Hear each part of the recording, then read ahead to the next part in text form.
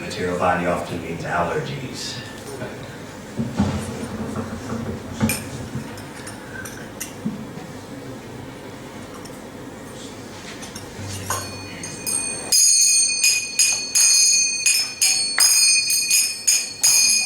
Jai Radha Madhava Kunja Vihari Jai Radha Madhava Kunja Vihari Jai Radha Madhava Kunja Vihari Jai Radha Madhava Kunja Vihari Jaya Gopi Janavallabha Girivaradhari Jaya Gopi Janavallabha Girivaradhari Jaya Gopi Janavallabha Girivaradhari Jaya Gopi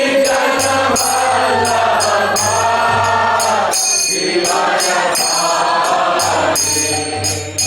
Yashoda Nandana Brajajana Ranjana Yashoda Nandana Yashoda Nandana Brajajana Ranjana Yashoda Nandana Yashoda Nandana Brajajana Ranjana Yashoda Nandana Yamuna Tira Vanachari Yamuna Tira Vanachari Yamuna Tira Vanachari Yamuna Tira Vanachari Jai Radha Madhava Kunja Vihari Jai Radha Madhava Kunja Vihari Jai Radha Madhava Kunja Vihari Jai Radha Madhava Kunja Vihari Jaya Gopi Janavallabha Girivaradhari Jaya Gopi Janavallabha Girivaradhari Jaya Gopi Janavallabha Girivaradhari Jaya Gopi Janavallabha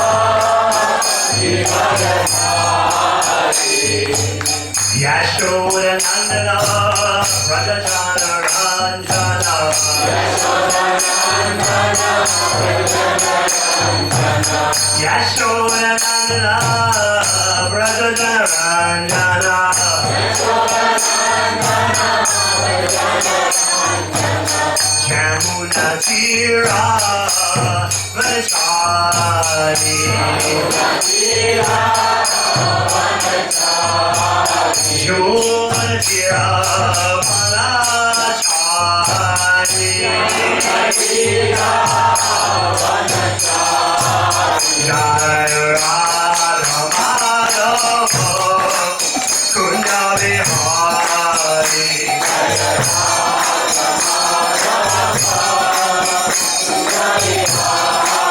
Jai Radha Jai Radha Madhava Kunja Vihari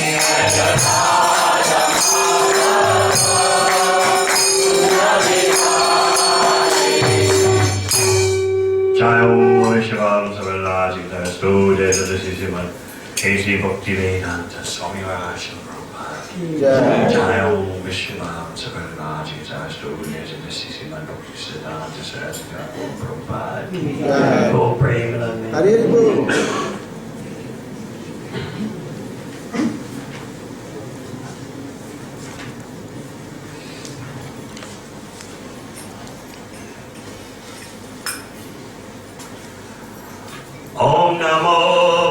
Bhagavate Vasudevaya.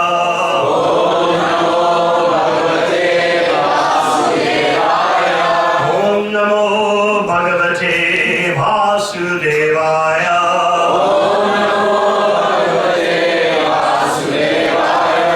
Om Namo Bhagavate Vasudevaya.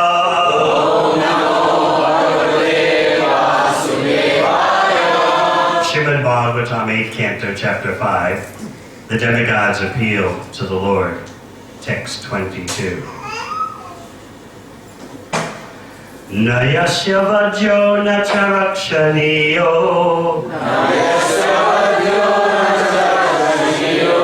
Napeshaniya dharaniya paksha. Tatapi sargastiti samyamartam. Tatate rajasattva tamam sikale. Nayasya vajyo nacharaksaniyo. Nopekshaniya dharaniya paksha. Tatapi sagastiti samyamatam.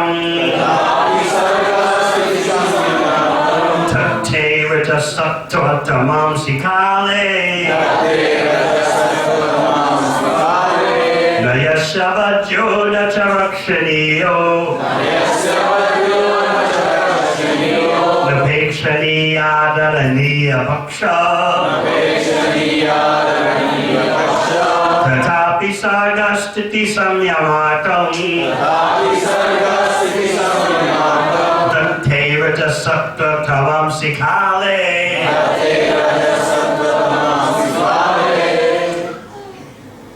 Nayasya vadyo nacha rakshaniyo. Rakshaniya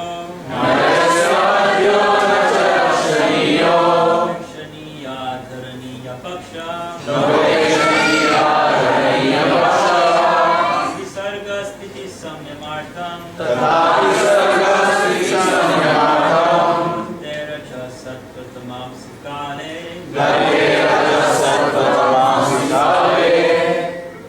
Nayasya vadyo nacha rakshaniyo.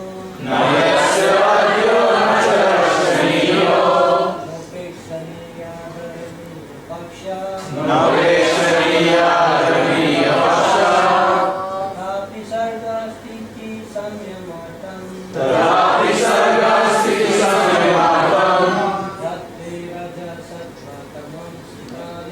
Datte rajasattva tamam sikale. Nayasya vadyo nacha rakshaniyo. Nopekshaniya dharaniya paksha. Tatapi sarga sthiti samyamartham. Datte rajasattva tamam sikale. Vaishnavis.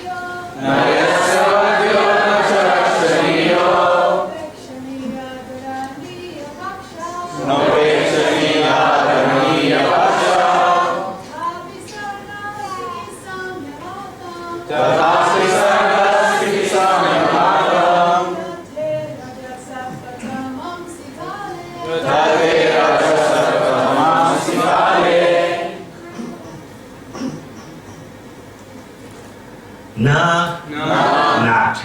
Yasya? By whom? The Lord. Vajja. Vajja. Anyone is to be killed. Anyone is to be killed. Na. Nor. Cha. Also. Rakshaniya. Anyone is to be protected. Anyone is to be protected. Na. Nor.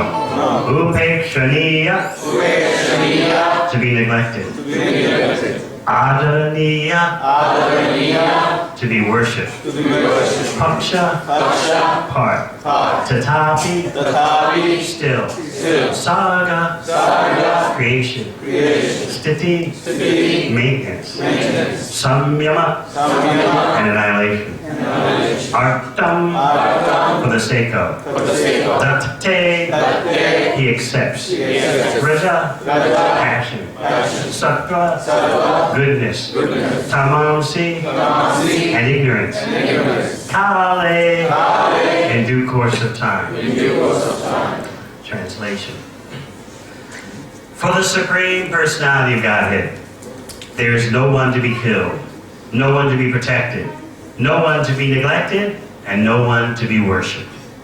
Nonetheless, for the sake of creation, maintenance, and annihilation, according to time, he accepts different forms as incarnations, either in the mode of goodness, the mode of passion, or the mode of ignorance. Purport. This verse explains that the Supreme Personality of Godhead is equal to everyone. This is confirmed by the Lord himself in Bhagavad Gita. Samaham sarvabhuteshu nametresya stinapriya ye vadanti tumam bhaktya maiteteshu chapyaham. I envy no one, nor am I partial to anyone. I am equal to all. But whoever renders service unto me in devotion is a friend, is in me, and I am also a friend to him. Although the Lord is impartial, he gives special attention to his devotees. Therefore the Lord says in Bhagavad Gita, Prittanaya sadhunam vanashaya chatuskritam dharma samstapanataya sambhavami yuge yuge. To deliver the pious and to annihilate the miscreants, as well as to re-establish the principles of religion, I invent myself millennium after millennium. The Lord has nothing to do with anyone's protection or destruction, but for the creation, maintenance, and annihilation of this material world, he apparently has to act either in goodness, in passion, or in darkness. Actually, however, he is unaffected by these modes of material nature. He is the Supreme Lord of everyone.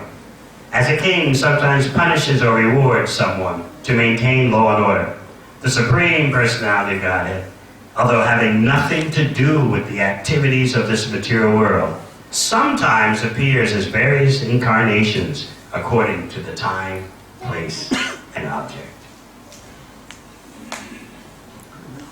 Om Gyanachimandasya Gyananjana Shalakaya Chakshunmilitangena Tasmai Shri Gurave Namaha. Jai Shri Krishna Chaitanya Prabhu Nityananda Shri Advaita Gadadhara Sivasri Gaura Hare Krishna Krishna Krishna Hare Hare Hare Rama Rama Rama Hare Hare.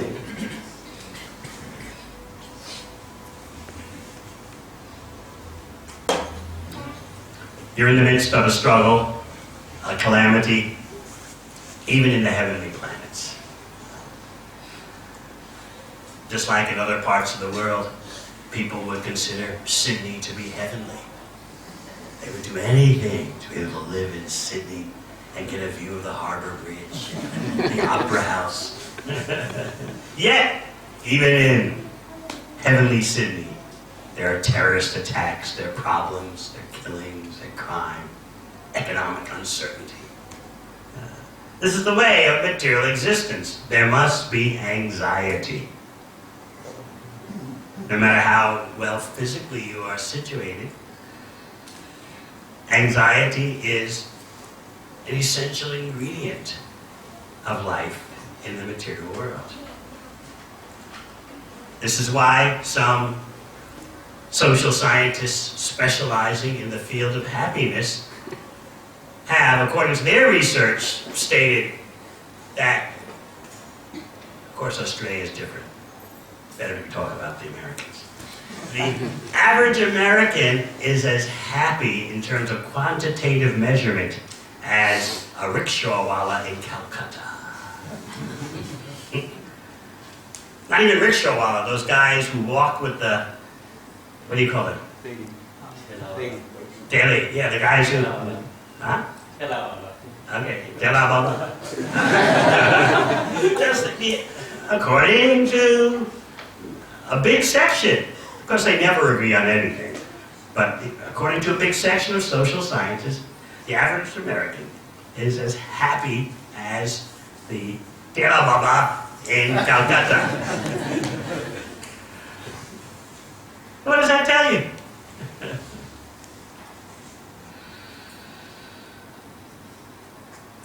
The anxiety that the demigods are in is especially uncomfortable for them because they're used to enjoying. But even in the heavenly situations, as we explained, there are problems. Their opulence got one of them in trouble. Opulence got Indra in trouble. He disrespected the wrong sadhu. It was Durvasa Muni, famous for his anger. Indra was riding on his elephant, Airavata, and Durvasa Muni was walking as a sadhu.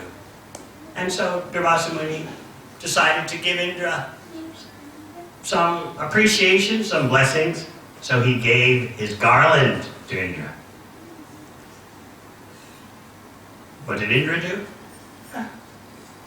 Put it over the head of his elephant. What did the elephant do? The elephant was a bit angry. What's this thing? Took the elephant off with his trunk, threw it on the ground, and trampled it with his feet. What did Durvasa Muni? What do you think about that? Being who he is, he was outraged. And when Durvasa Muni is outraged, what does that mean? Cursing. Cursing time.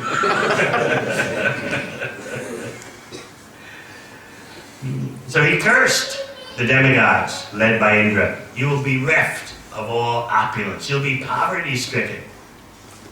I don't know if you've known anyone who's been very wealthy and then crashed way down to the bottom. I don't know if you know anyone like that.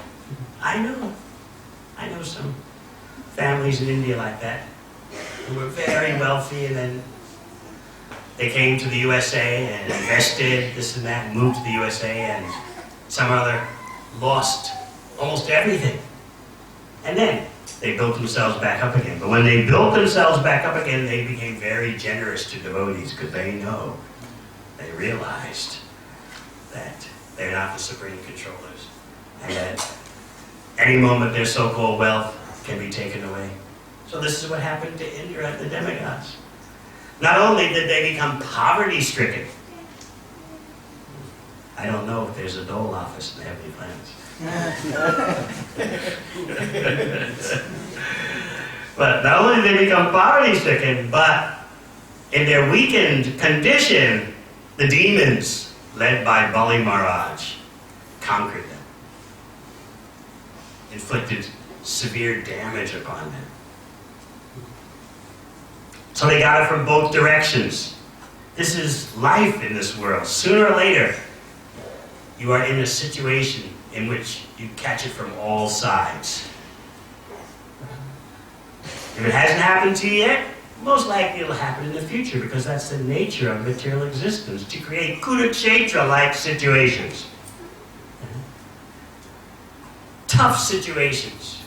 The saying goes, you're between a rock and a hard place. Like Arjuna. I don't know. Conquering them or being conquered by them. Krishna, I don't see how any good could come out of this.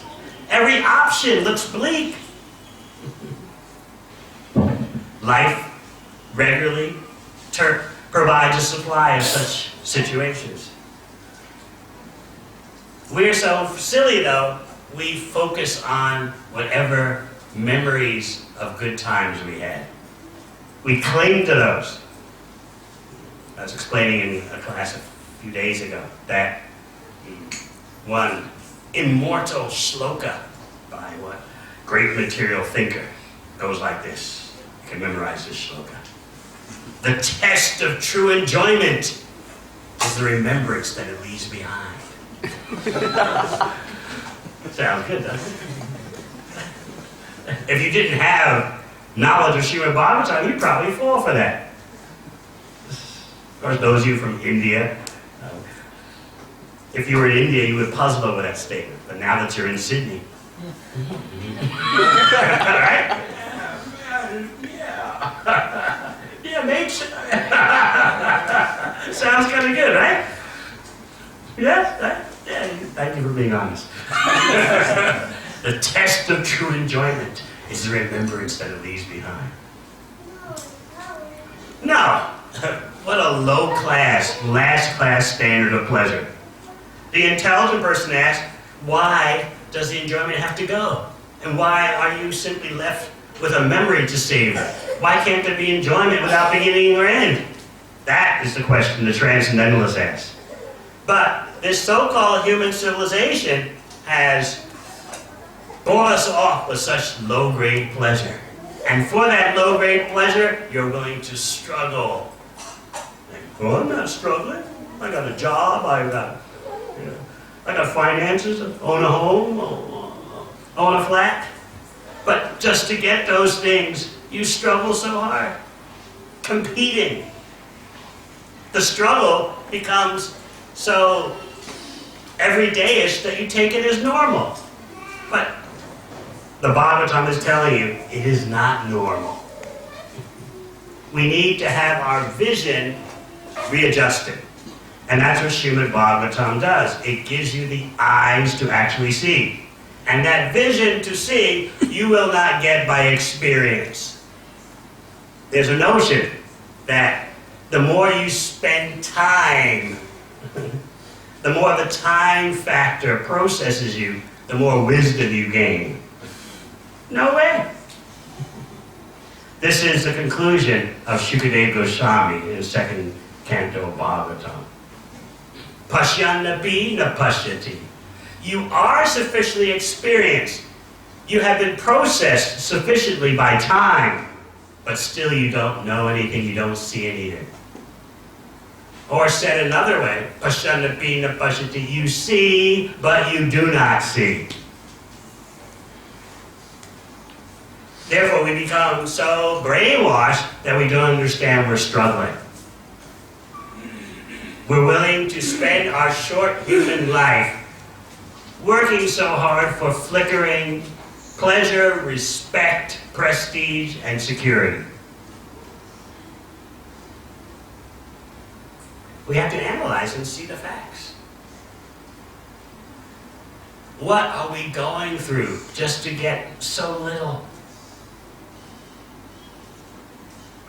Another way to understand that you're struggling is to appreciate that living without knowing the purpose of life, no matter how comfortable and wealthy you are, if you live without knowing the purpose of life, that is a struggle. You're living comfortably in vain.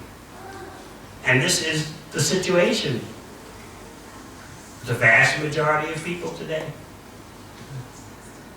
Yeah, life, I don't know what it is, but hey, things are happening, Or as persons often tell me,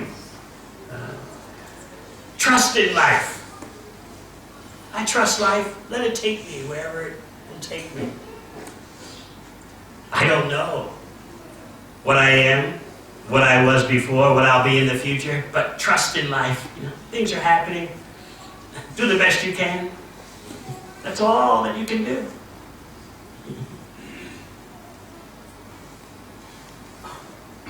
This is struggle. How dare you labor so hard and put up with so much without knowing the overall purpose? What do you think about that? How dare you exert yourself without knowing an overall purpose? That means you're struggling. You're struggling with economics and politics. You're struggling with entertainment.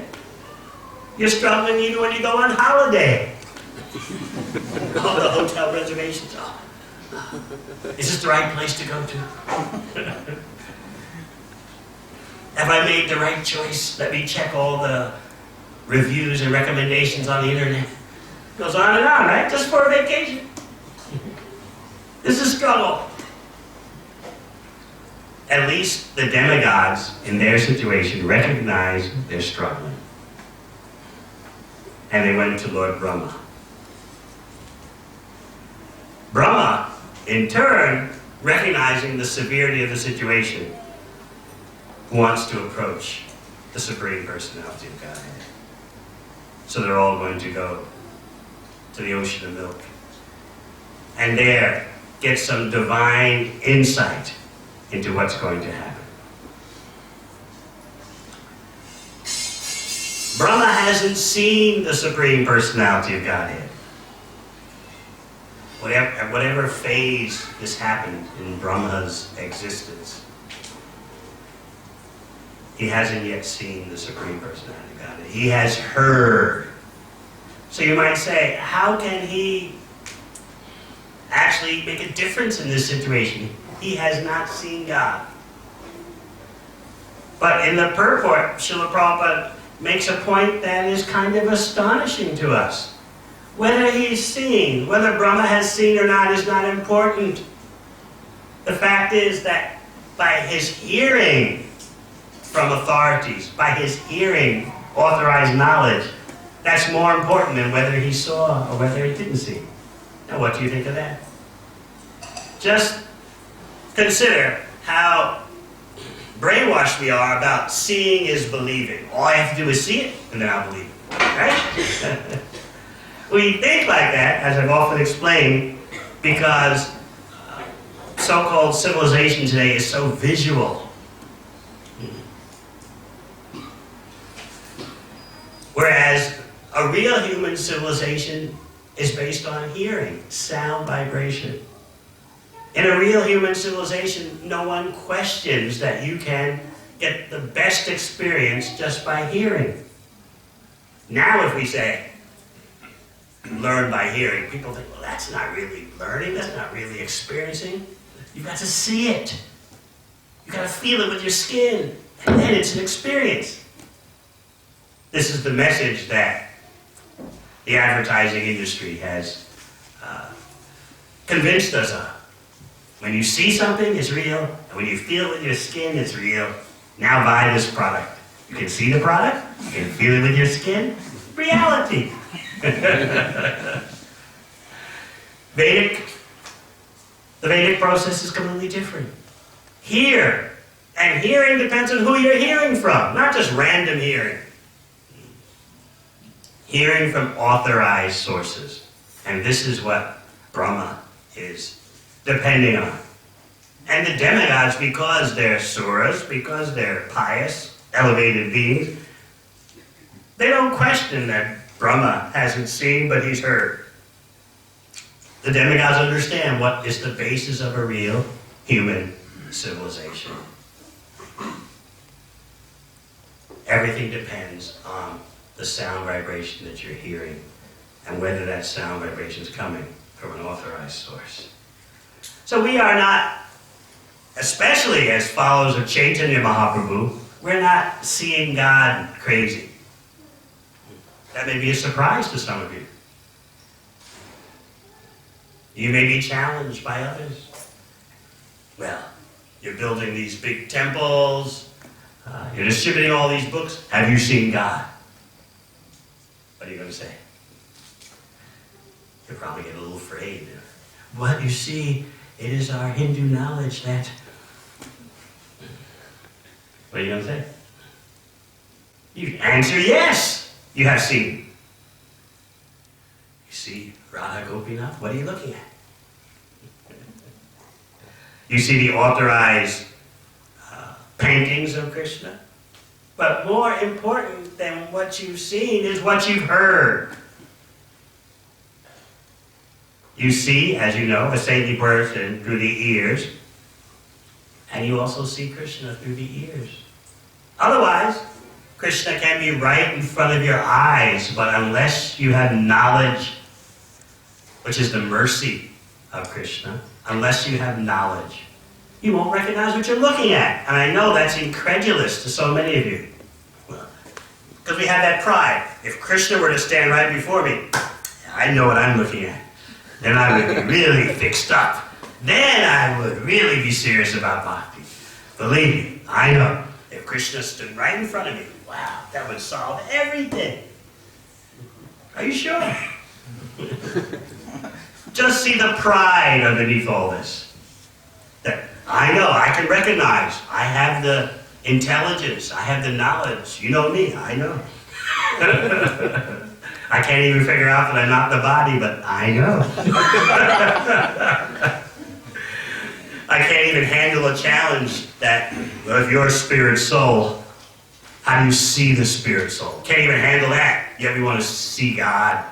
And we're so confident. I'll recognize Krishna when I see him. And what is the proof that this is not true? When Krishna himself was present 5,000 years ago, very few persons recognize that he's the Supreme Personality of Godhead. Most thought he's the most powerful person on the planet. It's like in the world of sports. Like so-and-so is the most powerful cricket player, or the most powerful Aussie rules player. So that person is renowned. So similarly, people thought like that about Krishna. He's the most powerful warrior.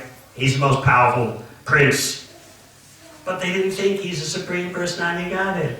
Now you ask, well, why is that so? He's right there doing his pastimes. Haven't you wondered why didn't they recognize him? Closer associates of Krishna thought he's the super soul. Very few understand. Very few understood. This is Bhagavan. Why? What's going on? What's going on is that our power of perception is not completely under our control. By asserting ourselves that my vision, my seeing is all up to me. This is arrogance. This is not humility. And you can blame a lot of this arrogance on materialistic scientists who try to convince you that there is only physicalism. The universe is simply physical. There is nothing else beyond what can be measured. Another definition of Maya is that which can be measured.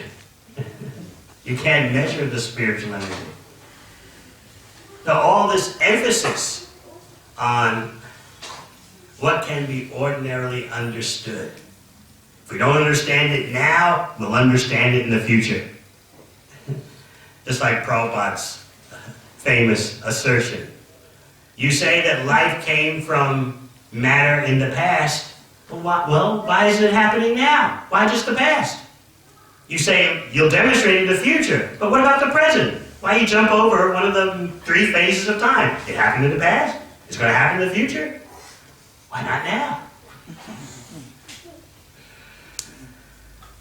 This is arrogance. That as a human being, my sense perception is the main cause of my acquiring knowledge. You cannot understand Krishna in that way without the humility to accept the severe limitations of your material senses. You'll get nowhere in bhakti. You could barely understand that you are spirit soul, not the body. What to speak of understanding the Supreme Soul? But there's another reason that's even deeper. Not only are your senses limited and tiny, you've all heard that so many times, but who is in charge of your perception? This is hard to accept. We think, well, I'm looking. I know what I see. It's me looking. You know me. I'm seeing. But who controls the power of your perception? In other words, you are only seeing what the super soul allows you to see. But how many persons accept that point? They don't understand that Rishikesh, the Lord of the senses, controls whatever they look at. In Bhagavad Gita, in the 17th chapter, Krishna will explain that your opinions, your concepts, your beliefs are all a product of your situation in the modes of material nature. Trivida bhavati shraddha. According to how you're influenced by goodness, passion, or ignorance, you have certain concepts. In other words, karnam guna sangasya. According to your contact with material nature, you develop certain notions. But you think, it's me. Ahankara vamudatma. I'm such a fool, I think. Even my opinions and concepts there, all formulated by me through experience and my education. No, all formulated by guna sangha, contact with material nature. You're controlled by material nature, and ultimately Krishna is a controller of material nature. So even your perception, something you think is so intimate to you, is out of your hands. That's what Krishna means when he says, Sarvasya chaham hiti sannivishto matasvitya jnanam apohanam cha. From me comes all knowledge, remembrance, and forgetfulness. This is not just poetry, you know. Krishna says it. Okay, Krishna says it. Do you understand the full implications? That your powers of remembrance, knowledge, and forgetfulness are in someone else's hands, so to speak.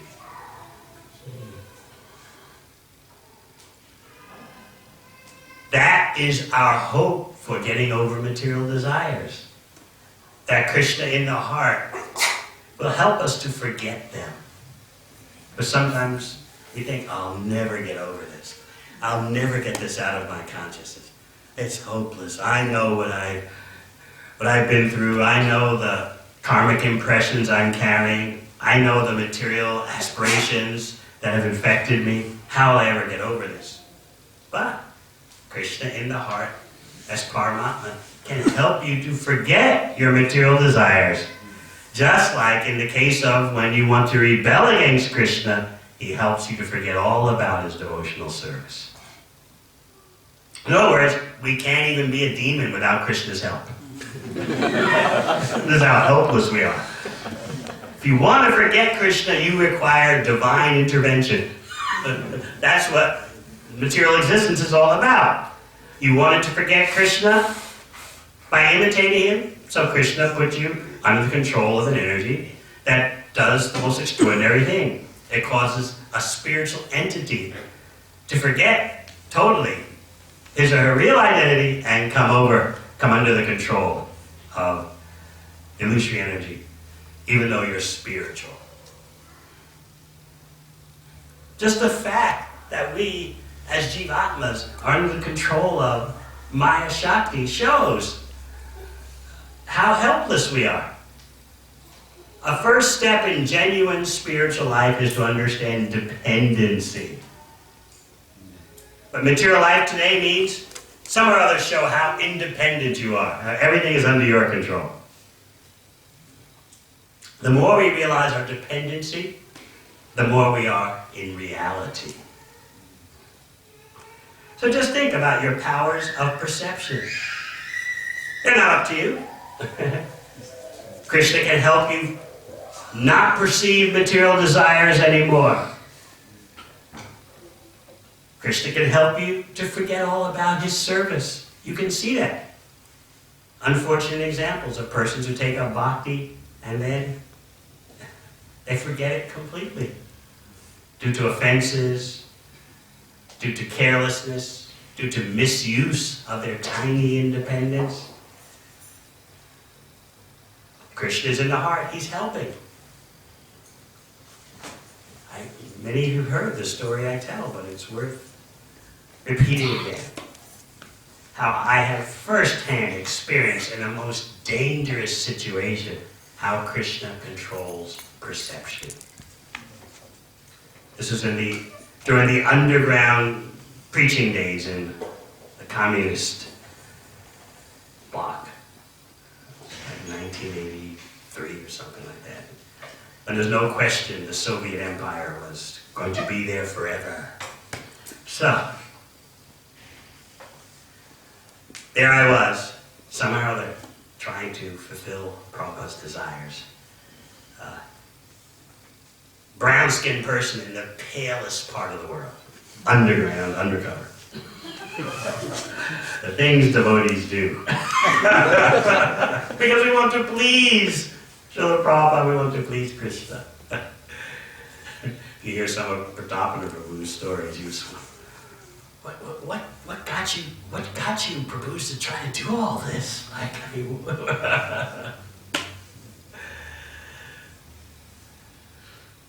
so, the greatest prize asset then was to find a place, a safe place where 25 devotees could gather for kirtan and hearing Srimad Bhagavatam. If we could do that, wow, we were so thankful. So a weekend was coming. I was in Warsaw, Warszawa, the main city of Poland, and by that time we had about 20 fully committed underground devotees. So they told me, Maharaj, we've got a place that's safe for a weekend meeting. It's a flat where the boy's mother has gone away for the weekend. And the boy, he's a new devotee, he's becoming a devotee. So this is great. It's a big flat, a big living room, 3 bedrooms in the center of the city. Oh, they were so happy. Now we can sit down somewhere and hear about Krishna in peace. So I said, okay, sounds great. So we gathered for the weekend at this flat. And we were all seated in the living room. It was a very big living room. We were seated on the floor. And we were in a circle. I was a part of the circle. And there was speaking on Srimad Bhagavatam. And as Shukadeva Goswami has said, all of a sudden I could see out of the corner of my eye the front door. It's in the hallway off the living room, but I could still see the front door. The front door opens, and in walks the heaviest, sternest lady I've ever seen. So there I am speaking, and the Mayavadi said, meanwhile, what's this? I just walked in the door. Because the other devotees in the circle, they couldn't see. And even if they could see, they were totally absorbed in hearing. They're so happy just to be able to sit down and hear Bhagavatam. So, this lady, in a totally military way, moves from the hallway into the living room where we're all seated, 25 devotees, including me. Later I found out the devotees were so eager to have a place to hear Bhagavatam, they didn't inquire who the mother of this boy was.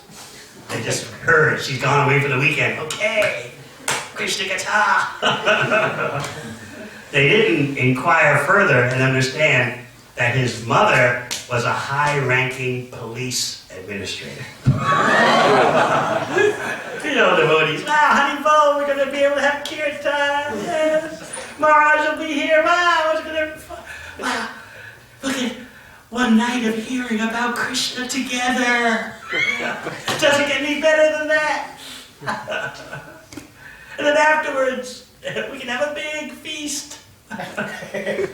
All consisting of potatoes, apples, and cabbage.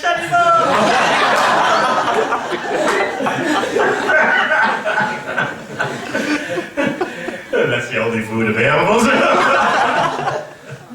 So, the lady walks in, totally in a trained military way. She's a very bear-like a bear. And so stern. But she didn't, usually you'd expect a mother to return to her home and see some young people's gathering, and immediately she starts to get emotional. Oh, what is this? No, this lady was a high-ranking police administrator. She walked in like marching in step, and then came into the living room. And she didn't just, in a very random, unorganized way, no. She walked in very methodically, started at one end of the circle, walked up to the person seated on the ground, like this Prabhu, and 30 centimeters away from his face, stared in his face, memorized his face, and went to the next one, 30 centimeters from his face. Noted his face, then to the next one. So I'm thinking, oh my goodness, what's going to happen when she comes to me? I don't look like I'm from around here. I'm already wanted by the KGB. Uh-oh, Krishna, this could be it. She went around 15 persons, so professional, so focused, so trained, consummate, disciplined. I was impressed while I was okay, Krishna, I guess that's the end of the road here. I was more concerned, though, truthfully speaking, I was more concerned about the devotees. I can always be, I hope, bought out by the American government, or by ISKCON, they would just, with the KGB, they would say, okay, we got one of your guys. You don't want him to go to court, do you? You want him out on bail, don't you? Just send $50,000 to this Swiss bank account, and we'll call that bail, and your man doesn't have to report to court. We don't advise you that he reports to court. So I think, okay, all these thoughts are going through my mind as she's going up to each one, memorizing the face. How much am I worth? Is it going to be $50,000? After 3 months in prison, before they finally let me go. So I was mostly concerned about the devotees because, yeah, I could be bought off after some months in prison, but they had to stay there. They would be compromised for life. They'd have to undergo a life of misery. So that was my concern. That if she sees me with them, the devotees, they're basically finished. So she went around to each one, and then she came to the person right before me, sitting right next to me. Let's say that's the person next to me. She came to him, she looked straight in his eyes, memorized his face, and then began to turn her eyes to me, who was right next to him, just like it. And as she turned her vision to me, I saw something I'll never forget in my life. I saw the power of vision disappear from her eyes. And as her head moved in front of mine, I saw they were just stones in her eyes. And I said to myself, Hare Krishna, she doesn't see. She's 30 centimeters in front of my face, and she's looking straight at me, but her eyes are just devoid of any perception. So right before my eyes, I saw how Super Soul sucked out the power of her perception, took it away. Just stones looking at me, 30 centimeters in front of my face.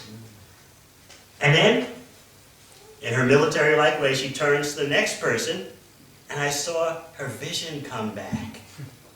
And then there were just a few more persons to the end of the circle, and that last person was her son. And so she got to the end of the circle, she saw her son, she grabbed him by the shoulder, she took him into the kitchen and was pounding him. You're having political meetings in my house, and he's calling, Mama, no, it's not true. Yes, you are, you're going to ruin my career in my own home. You are having political meetings. So while she's beating him in the kitchen, I'm out the front door.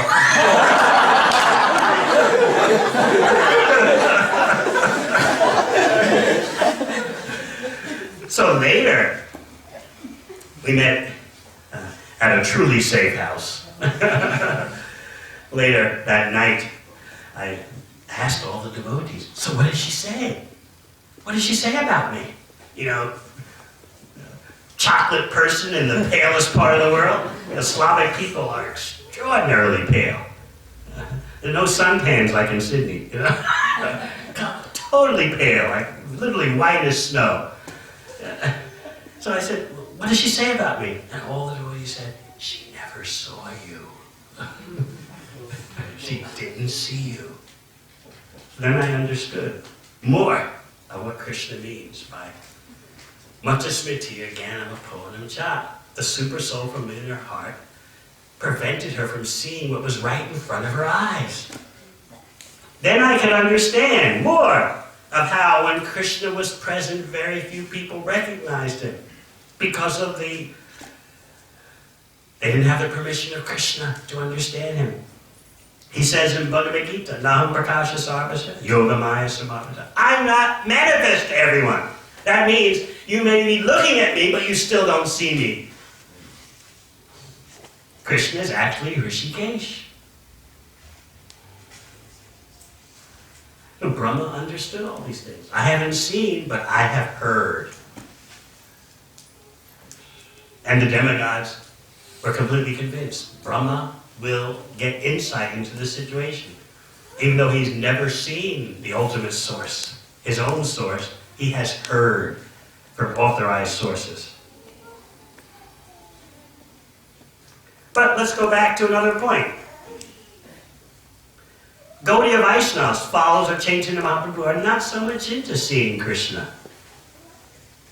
We're not into Sambhoga. Now I'm with Krishna. No. Our standard is Vipralambha Seva, feeling separation from Krishna.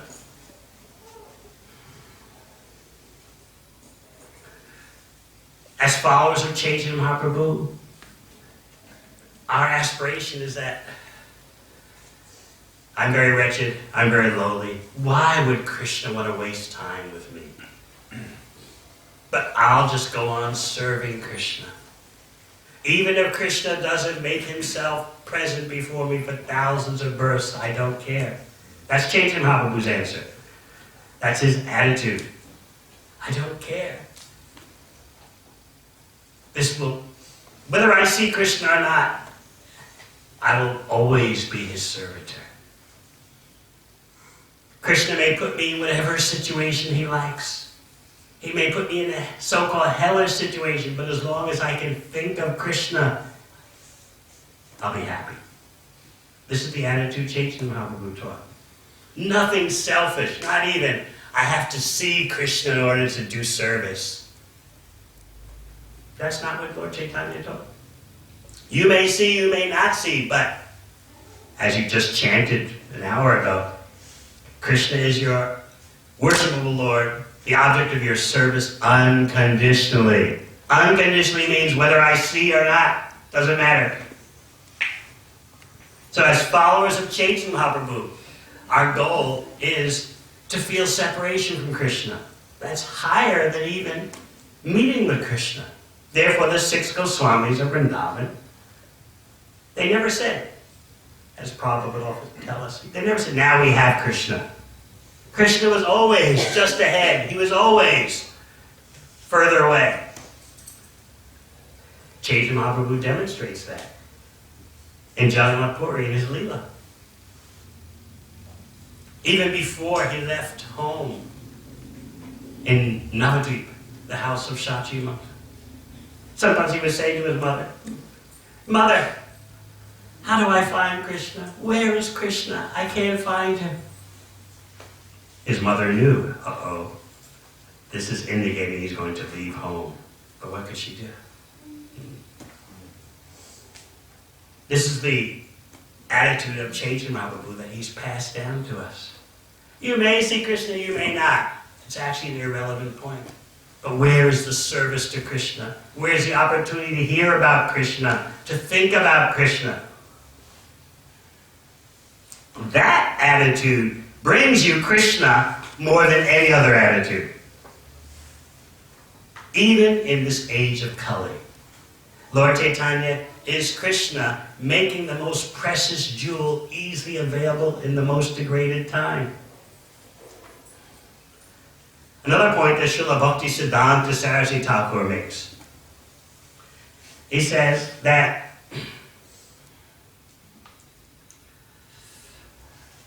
Lord Chaitanya is not actually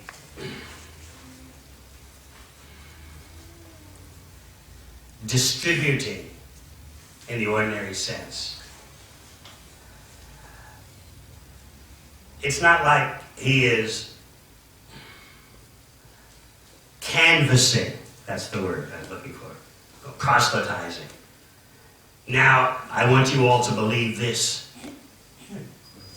Preachers and proselytizers, they do that. We also do that. Here, we want to present some knowledge to you. The Lord Chaitanya was actually not canvassing. He was not proselytizing. He was not trying to convert anyone. He was just giving. Like when the sun rises in the morning, is the sun campaigning? The sun is just shining. On a hot day in Sydney, will you say the sun is trying to convert you? It's trying to preach to you? No, the sun is just doing its thing, shining, giving off radiance. Similarly, Srila Bhaktisiddhanta Saraswati Thakur says, Lord Chaitanya is not proselytizing. He's actually not preaching. He's just shining like the sun. And everyone gets a tan. Everyone drowns in love of Krishna. It's an important distinction. This is what Rupa Goswami meant when he said, Namo Mahabhadraya Krishna Prema Pradayate. No one is more magnanimous.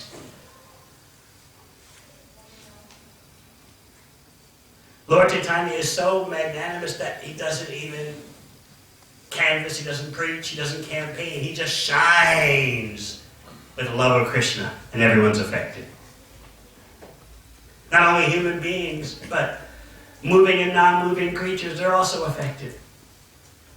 Not only earth creatures, but entities from other planets were affected. In this way, just from his pastimes in Navadvip, in Jagannath-puri, in South India, Lord Chaitanya spread the flood of love of Krishna all over the universe.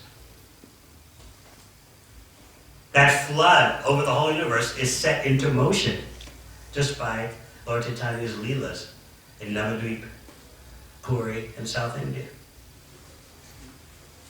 So think about it. What are we dealing with here? We're servitors of someone who doesn't even campaign or canvass. He just shines like the sun, and everyone is drenched with sunlight. That's whom we're serving. The demigods are approaching Brahma because they're in acute distress. So you may wonder, well, I understand that the world is in such a chaotic condition today in spite of all the technological inconveniences, but where is Krishna? That is the question. Where is Krishna? Is he neglecting us? Why doesn't he come? We read Pritranaya Sadhunam Vanashaya Chiduskatam Dharma Samstapanartaya Sambhavami Yuge Yuge. Okay, to deliver the pious, to annihilate the miscreants. We all know that verse, but where is Krishna? We don't see him. But Krishna is here most prominently as the sound vibration of his name.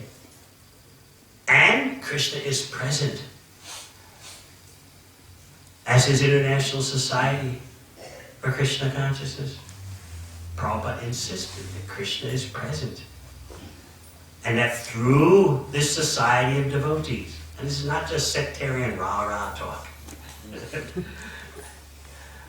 Our moth is better.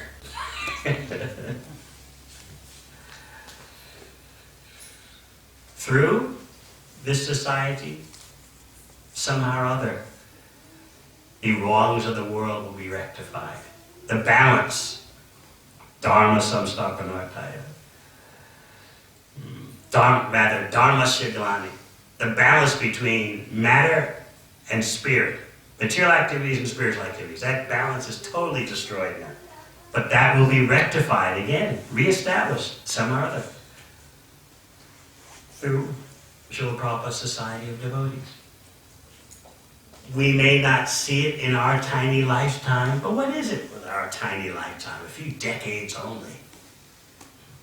This is how we get to be surrendered servitors. Usually when you do something, you want to see the results in this lifetime, right? You want to see the impact before you pass on. Then you can feel, I had a successful life, had some challenges, successes, made some impact. But what if the impact is beyond your material vision? What would you do if Srila Bhaktisiddhanta Saraswati Thakur, and this actually happened, sent you to London to preach? And he told those few devotees who went to London, you won't see the results in this lifetime. What would you say? Hey, what is this? What kind of guru is this?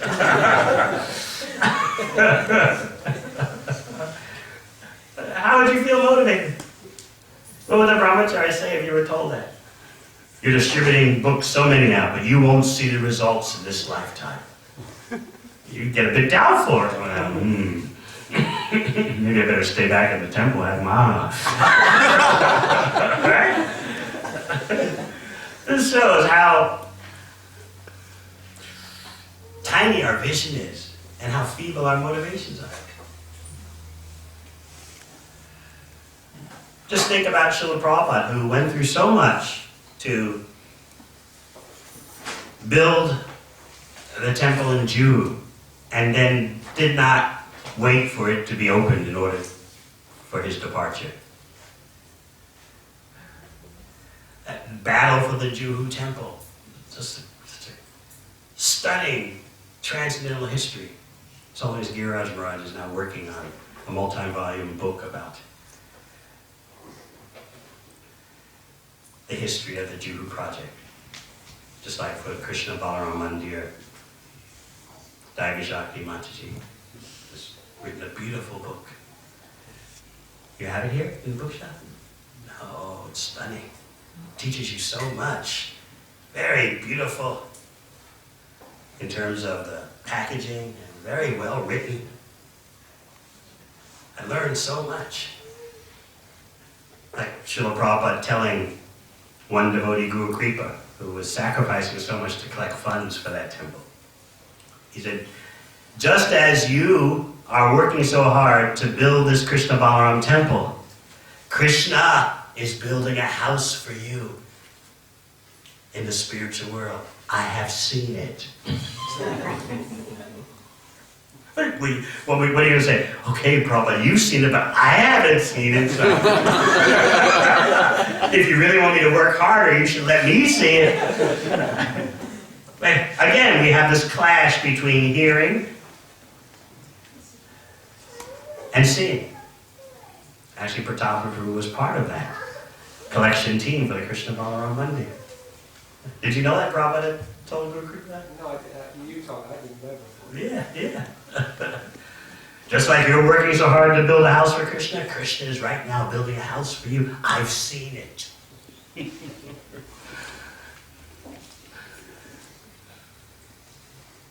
So much going on with bhakti that it's far beyond our perception. The potency that resides within chanting Hare Krishna, the potency that resides in the followers of Srila Prabhupada. Disciples, grand disciples, grand disciples.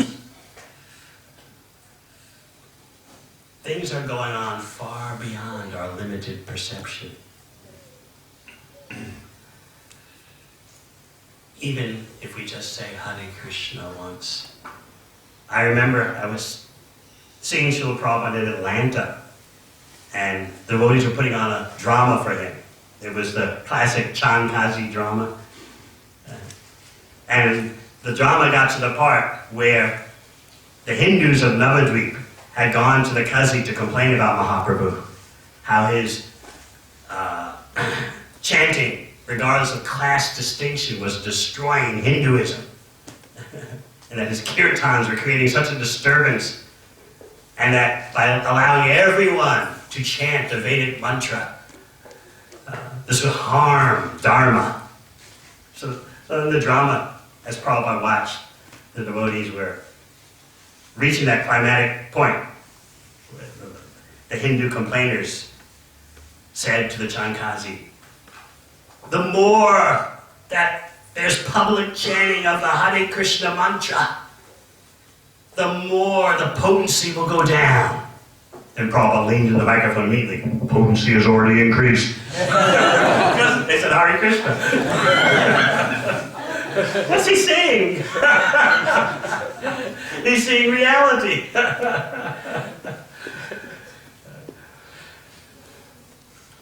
Just like Lord Brahma was convinced. I don't see the Supreme Personality of Godhead, but I've heard.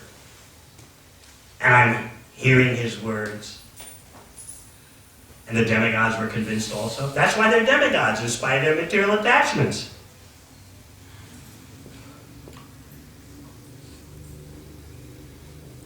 Within the struggle of material existence, if we can hear about Krishna from authorized sources and shape our life according to those instructions, then because we're followers of Lord Chaitanya, more and more we'll be able to feel separation from Krishna, which is the highest level of spiritual life, being made easily available in the most degraded age. So again, a follower of Lord Chaitanya is not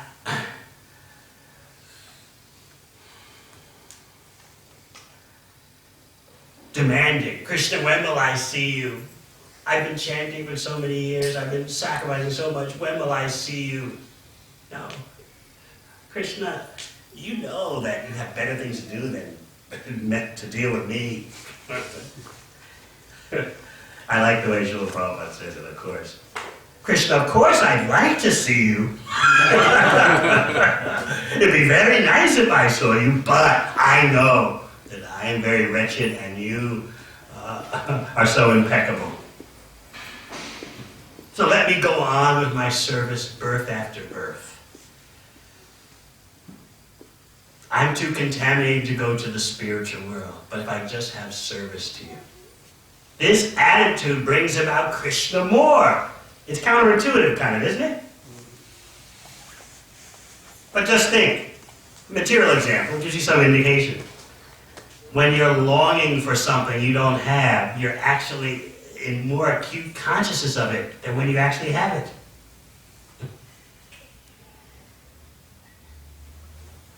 So that is the secret of Vripalamba Seva. One last point. I remember teaching this point underground in the Soviet days. I was in Prague, capital city of former Czechoslovakia. And the place was so hot in terms of political, it was a political minefield. So therefore the police repression was very strong. So we couldn't even have meetings in a hotel room. We would invite devotees from the neighboring Eastern European countries, the leaders, to come to Prague for a 3-day meeting. And where would we have these meetings? In a parked car on a lonely street. Couldn't even meet inside. And the devotees were so happy. We can sit in a car and hear about Krishna and chant Hare Krishna. We've taken an 18-hour train ride just for this, to sit in a car and hear about Krishna. I thought, there's nothing better than this. Do you imagine doing that? Take an 18-hour train ride. How long does it take the train to Melbourne? 10 hours. Okay, Adelaide. 18. Just you take an 18-hour train ride to Adelaide just to sit in a parked car to hear about Krishna and be happy. So we were doing that. And then I remember, it was a winter day, and I was talking about the example Prabhupada gave to George Harrison that motivated George Harrison to write that song, My Sweet Lord, I Really Want to See You. Prabhupada actually taught him about Vripalamba Seva. Taught a musician who was not a full practitioner. Prabhupada taught him about Vripalamba Seva, love of Krishna and separation. Enough so that the musician was able to make a song.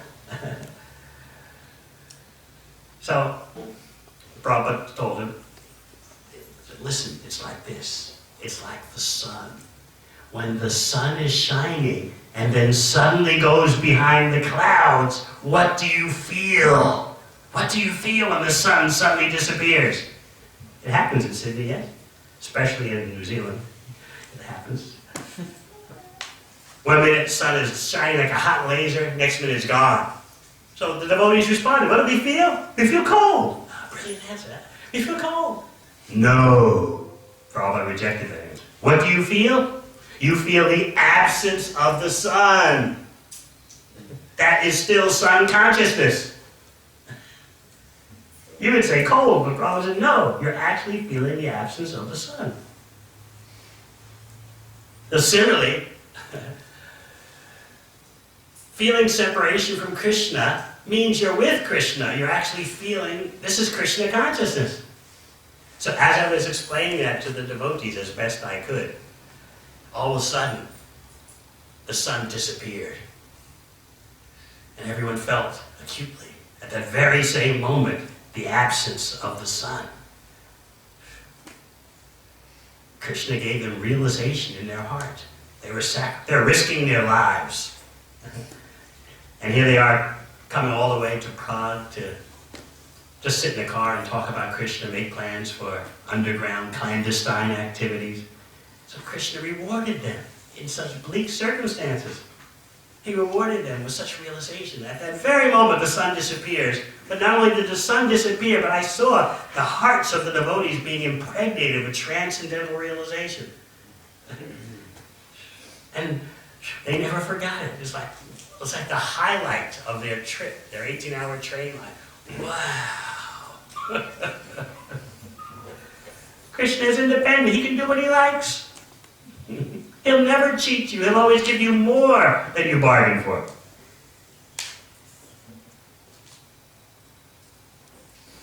Therefore, it's best to approach Krishna simply for service and aspire to feel his separation. All right. Any questions? Comments? Yes? Thank you for the class very much. As we understand, the super soul is with us, and as you're explaining, we should understand the separation from Krishna, but we understand the soul is, super soul is with us all the time. So how do we understand the separation and the soul is, super soul is with us at the same time? Yes, super soul is with you, but we're not always aware of that. And more than the super soul being with us, Lord Chaitanya is teaching us to feel separation from Swayam Bhagavan, Krishna himself, Govinda, not simply expansion of expansion of expansion. Chaitanya Mahaprabhu's program is the original Krishna, Supreme Personality of Godhead in Vrindavan. That's Lord Chaitanya's program.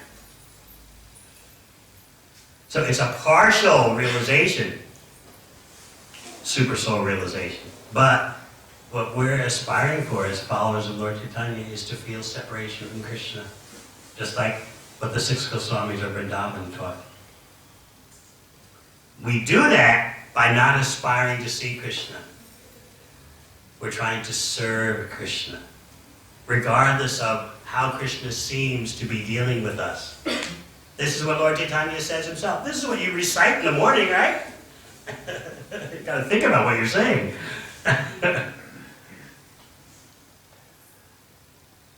This is the perfection of love. Anything else?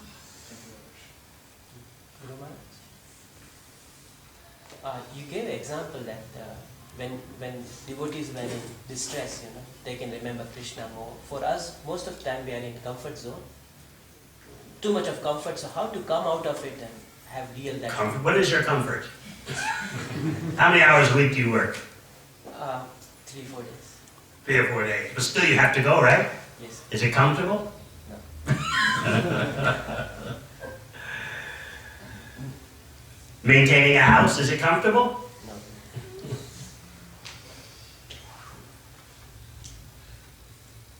So many dealings in this world. They're difficult. What happens when your children are sick? Are you comfortable? We're not trained to see the realities. But if you actually can see the realities, you realize you're not comfortable, even in Sydney. Filled with anxiety. Even if you think you're comfortable, how long is it going to last? When you go home today, I want you to think, who will be living in this house after I'm gone? Think about it. Who will be living in this comfortable house after I'm gone? Your house will outlive you, right? That's the reality. Just think, in 100 years, everyone here will be completely forgotten. Isn't that an embarrassing thought? We take our efforts, our struggles, our crises, our ambitions, our hopes, our dreams to be so important. In 100 years, there'll be no trace of remembrance of us. What we went through. Not a single trace.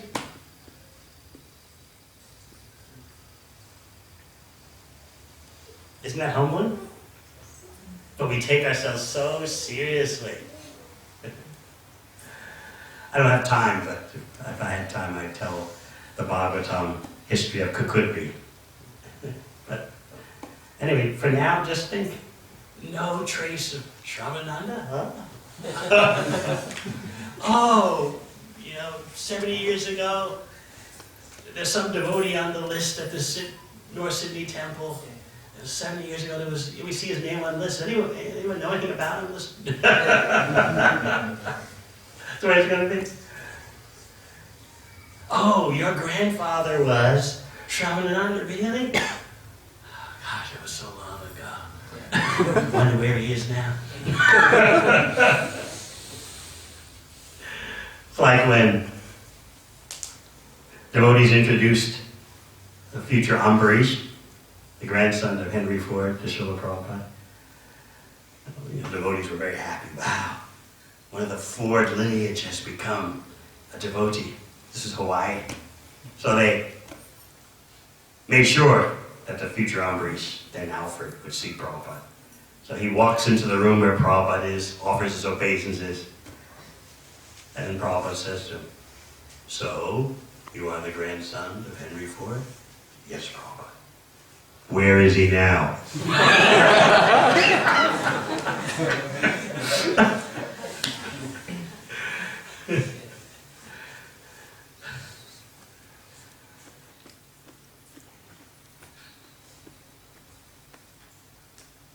Questions from this side?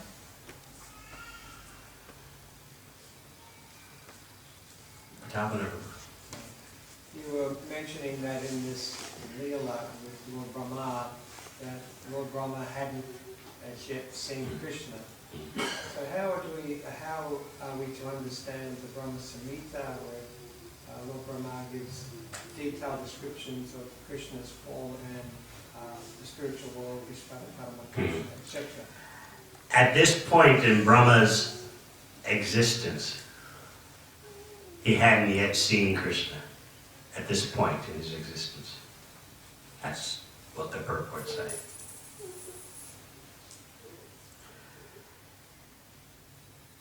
There are other technicalities also, but there's always these technicalities. I don't want to burden you, like, which Brahma is it? The Brahma on top of Mount Meru or the Brahma on Satyaloka? And I don't really get into all that. Anything else? Sure. Just to trying to understand the question or the answers which relates to the questions we done. From a material perspective, it's always seen that like we should go towards the positive attitude because that's the material mantra or philosophy that's being propagated everywhere. But taking this point to say that we should we should realize that the real pain in the actual material existence and to understand that and contemplate that.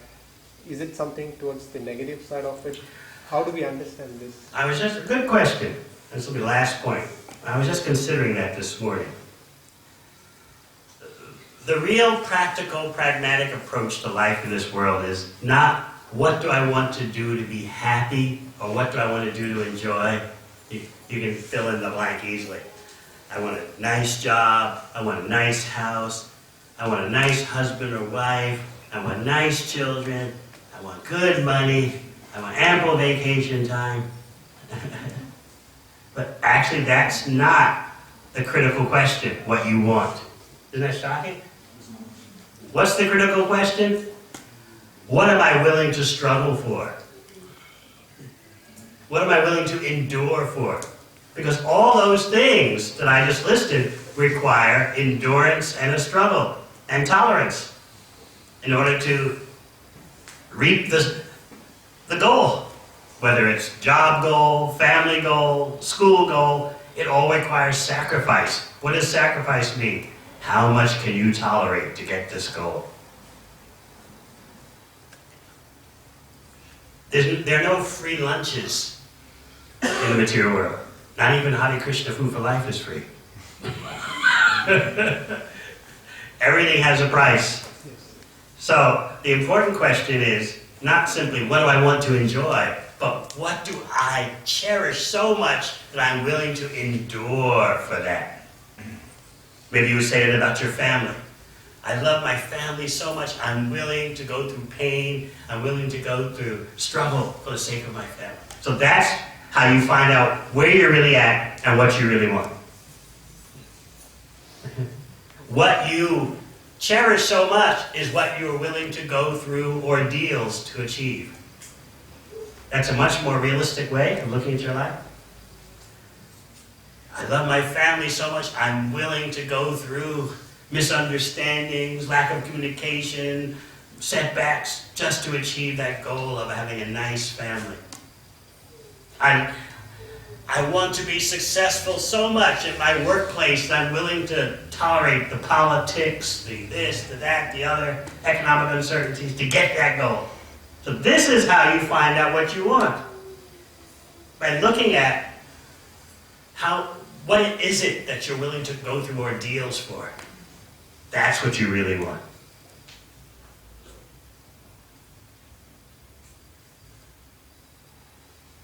Just like in the case of building the Krishna Balaram Mandir. Devotees like Pratapana, they thought so much of Prabhupada's goal to build that temple that they willingly said, we'll go through whatever we have to go through because the goal is what is most dear to us. Similarly, a householder. I'm not a householder, but I can see what's going on. They tolerate this, tolerate that. Right? The men tolerate being ordered around by the wife, right? If you don't tolerate that, you're out of business, right? Right? Yeah. What was it one householder devotee told me, honestly. An Australian devotee told me, you know, Guru Maharaj, I spent a couple of years in the Brahmacharya ashram, and then after a couple of years I thought, now when I get married, I'll have freedom, I won't have to do what someone else says, I can make my own plans. So I got married. And after 5 years of marriage, you know, I've analyzed that 95% of the time, everything I do is my wife's idea.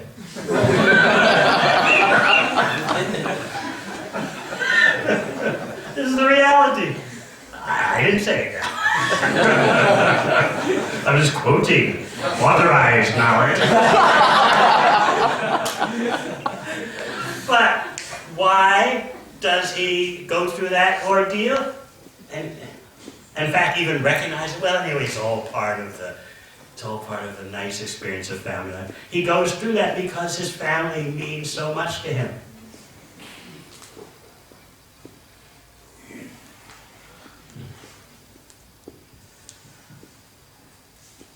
What you are willing to undergo a struggle for, that's what you really want in life. Otherwise, you don't really want it. I've heard it from both sides. The men have this saying, they don't know the ladies also say the same thing. Women can't live with them, can't live without them.